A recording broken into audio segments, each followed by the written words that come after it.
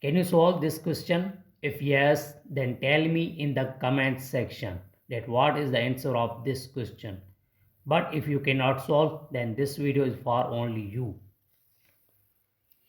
First, before we do multiplication, here 5 divide 1 over 25 times 5. It means here 5 and 25 cancels to each other as 5 and 1. Then 5 divide only 1. And finally 5 divide 1 gives us 5. But this answer absolutely wrong, because we didn't follow the order of operation, which is called PEMDAS, where P for parenthesis, E for exponent, M for multiplication, D for division, A for addition, and S for subtraction. Remember that in multiplication and division have equal priority.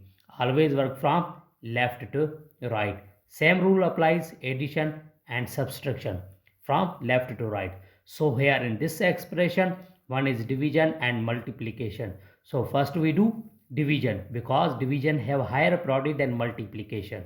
Here we write again 5 divide 1 over 25 times 5. Now first we do division. Before we do division, here we follow the rule KCF, where K for keep, C for change, and F for flip.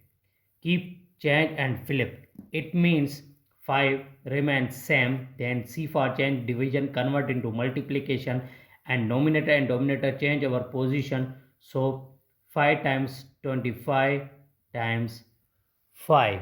Now here only multiplication. So first we do 5 times 25 gives us 5 times 5 is 5, then 2 over, and is got 125 times 5. Now finally 125 and times 5, when we solve, then 5 times, here is 5, 2 over, and 2 is 12, 1 over, and 5 is 6, then 625. This is the right answer.